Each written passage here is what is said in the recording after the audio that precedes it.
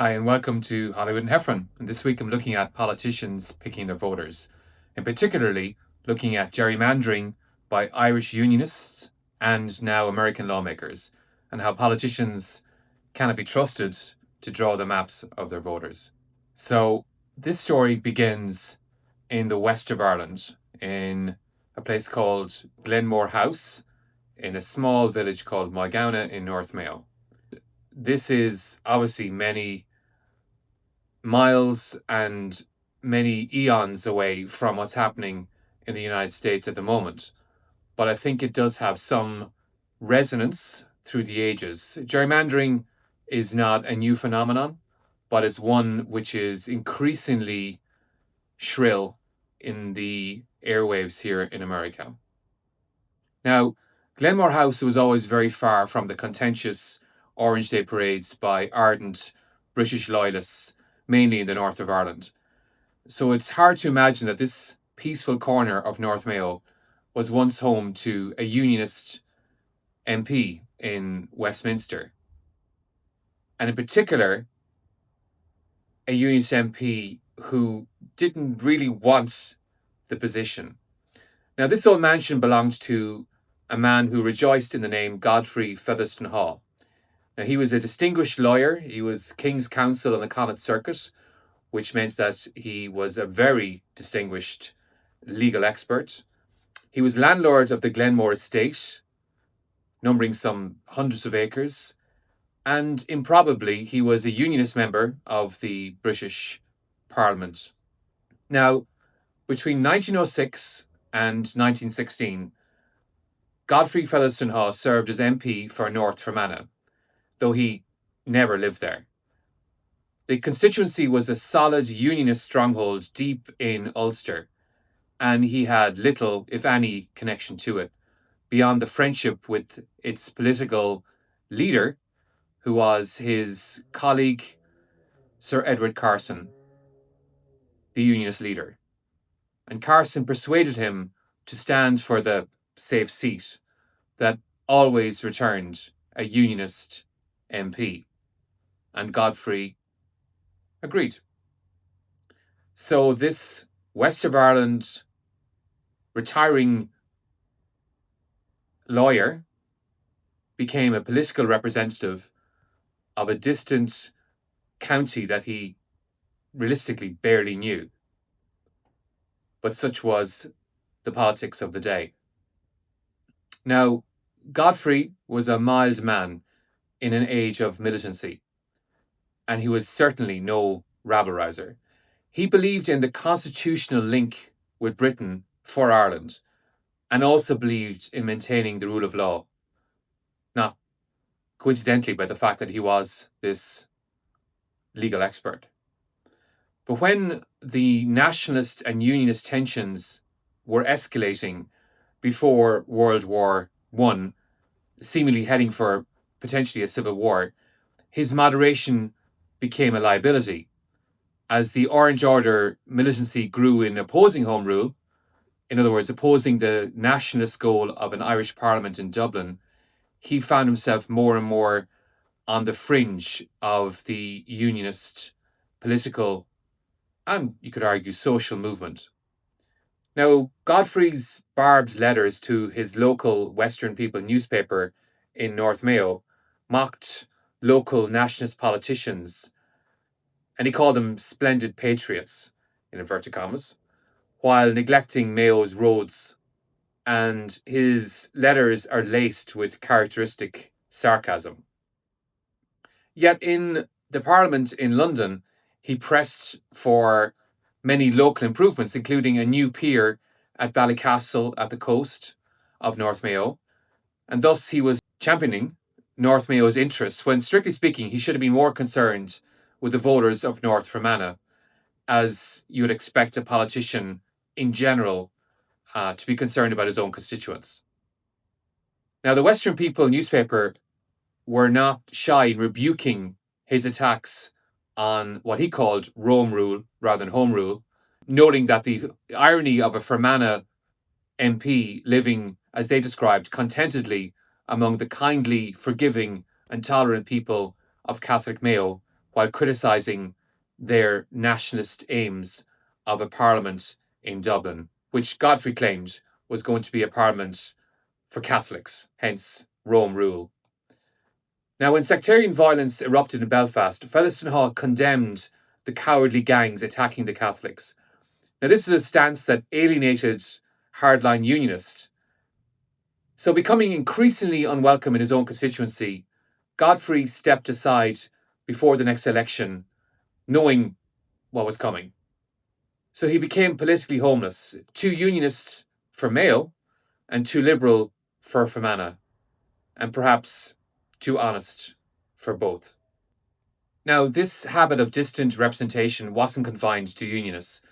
The Home Rule Party also parachuted outsiders into constituencies, which later affected their ability to fend off more extreme Republicans, for whom the Home Rule Parliament was not enough and they wanted a 32-county Irish Republic. And this was especially true in Mayo, where Godfrey himself was living.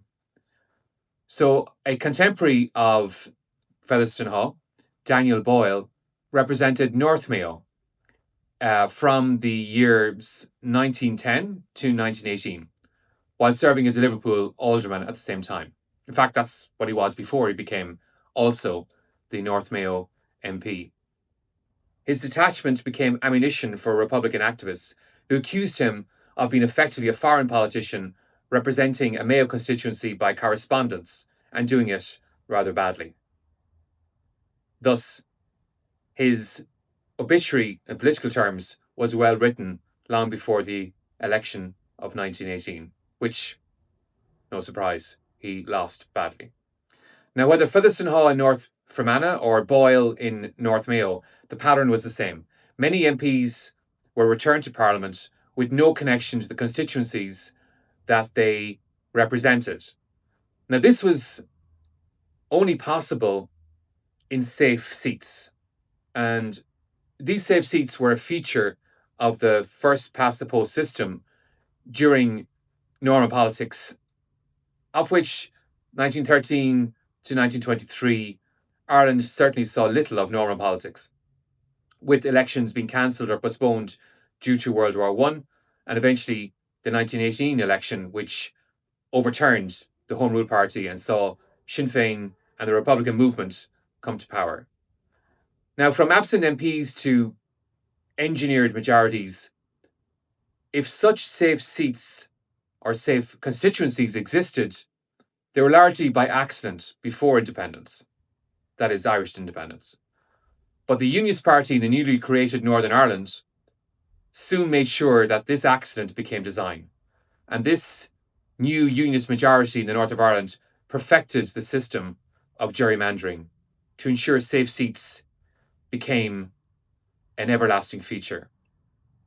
Now, the term was born originally in America in 1812, when Massachusetts Governor Elbridge Gerry approved a district map so grotesquely shaped that a political cartoonist said it resembled a salamander, and thus was born the gerrymander. Now, Northern Ireland, which had been established with a border to ensure a everlasting Ulster Unionist majority, they still took this idea to heart to make sure that Catholics and nationalists would never ever threaten their power base.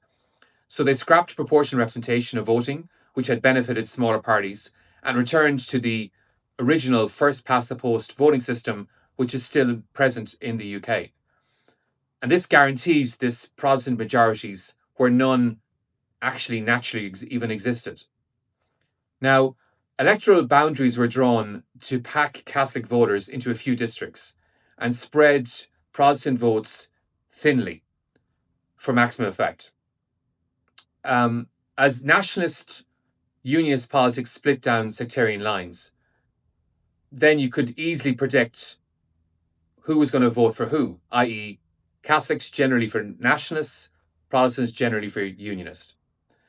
Now, only ratepayers, who are property owners and their spouses, could vote locally, and while business owners, who were again mostly Protestant, enjoyed multiple votes. So immediately there was another advantage built into the system to benefit unionists. Now, this deliberate architecture of bias eventually sparked the civil rights movement of the 1960s, whose slogan of one man, one vote challenged Northern Ireland's rotten democracy at its core. It was inspired by the US civil rights movement, and the Northern Ireland civil rights movement demanded voting equality, fair housing allocation, and an end to discriminatory gerrymandering. Now, there's a modern echo of this in America today, where districts are being carved up into similar gerrymanders. So, this story is unfolding despite the civil rights era having brought in the rules against racial gerrymandering. In other words, drawing districts to dilute the voting power of minorities. So this has been long illegal since the civil rights movement under the US Constitution and the Voting Rights Act of 1965. However, partisan gerrymandering, where you redistrict the borders to weaken political minorities, is perfectly legal and on the rise. Now, both Democrats and Republicans redraw boundaries to gain advantage after each census. That's what they do. But in recent years, the balance has tilted towards Republicans, especially in Texas, where lawmakers, recently prodded by Donald Trump, launched an unprecedented mid-cycle redistricting plan, which could hand them 5 additional congressional seats, vitally important in the very narrow majority that they hold in Congress at the moment. Now, critics say the goal is very clear: weaken minority representation and ensure long-term one-party dominance, in this case for the Republican Party. In response, California, who has been long proud of its independent redistricting system, just passed Proposition 50.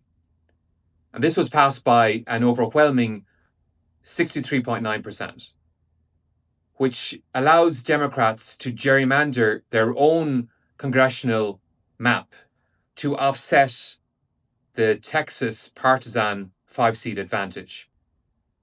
In promoting this constitutional change, Governor Gavin Newsom was blunt, and he said, "We will fight fire with fire." He called the move a defensive measure to protect American democracy. We're not fighting with one hand tied behind our back. And he very much said this is a temporary measure purely to offset what Republicans are doing. The official Yes campaign warned on their website in very, very stark terms that if California didn't pass Prop 50, that Donald Trump was going to rig the 2026 midterm elections and steal control of Congress. So the choice was stark, and the Californians voted for the measure. Now, the rhetoric may be very fiery, but the consequence is chilling. Once both sides, Republicans and Democrats, embrace manipulation as a tool of defense, then every US state becomes a battlefield, and every line on the map is a political trench. I think we need to ask ourselves, does the United States find itself in a redistricting arms race? Because the danger is public trust becomes the first casualty.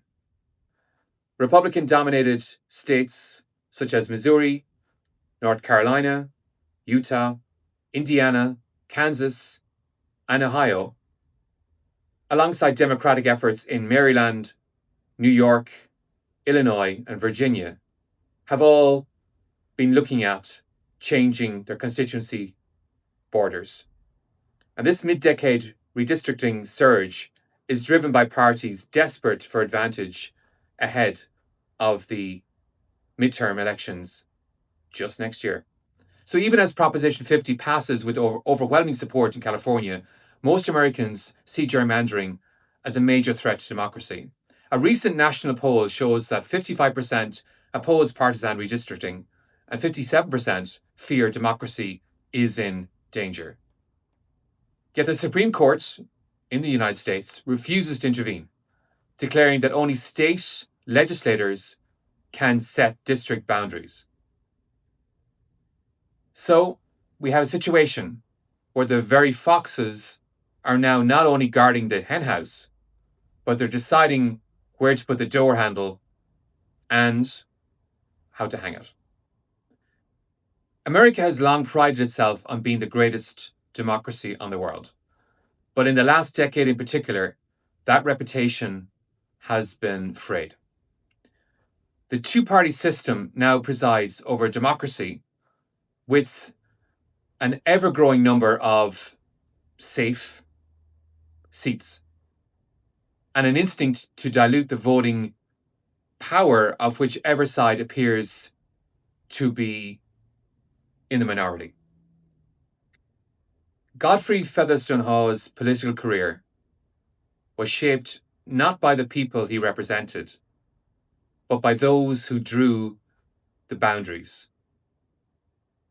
Over a century later, politicians in Texas and California, and potentially other states, are redrawing their own maps, and in doing so, redrawing the limits of democracy itself.